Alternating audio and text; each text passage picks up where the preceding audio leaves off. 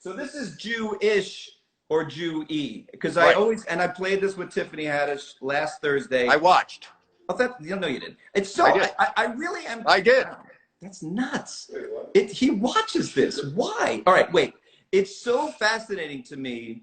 Our friend Jeff Ross, who has the best, you know, I heard you being so kind to him, and I have a joke that this is the second best show on phones because the Insta roast is the best. It's just the best. Really fun. So Jeff has a joke that I love in his act. He goes, you know, I'm Jewish, but I'm not that religious. I go to synagogue twice a year, Christmas and Easter.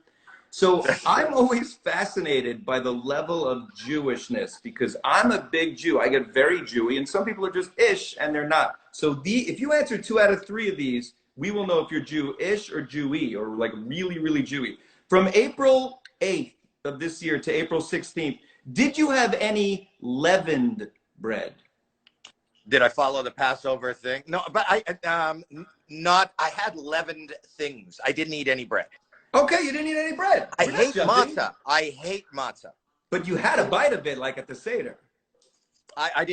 This year I didn't even do a Seder. We were in lockdown. You had a lockdown Seder? I had a Zoom Seder.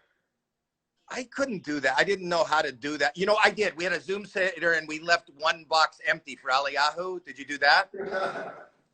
Okay, so far that's a no on the first one. So far you're just. But I'm very Jewy. You want to hear a Jewy thing I did? Yes. A real Jewy thing, and this will better than these 2 horrible follow-ups. No, I'll do that to other. No, I want to hear your thing. Go. But it's not a real thing. I mean, it's not a funny thing, but it's a Jewy thing. So in 1989, I lost my father, and my father was much more observant than I am. But that's what we connected with. You know, I'd go home for the high holidays and go to temple with him, and then. So I wanted to honor him. So I decided, for those that are watching, do you have anybody watching who's not a Jew?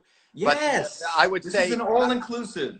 So the whole thing, for a year, when a Jewish person passes away, we do a prayer called Kaddish. So I wanted to do Kaddish for the year. Good for you. So, well, thank you. So, but I still wanted to do my comedy. So the service, one of the services, is at night. Yes. And so I had them write. My agent had to write into my contract that they couldn't start in the summer, like part of the year is summer. It doesn't get dark till like 9 something, and that's showtime. So they couldn't start the show before dark. Number one. Number 2, it was in my contract. They had to find me. There's something called a minyan. They had to find me 10 people to do the prayer with. So I traveled. I don't go to just Jewish. I'm in like Ames, Iowa, and the promoter is trying to find a minyan. Yeah.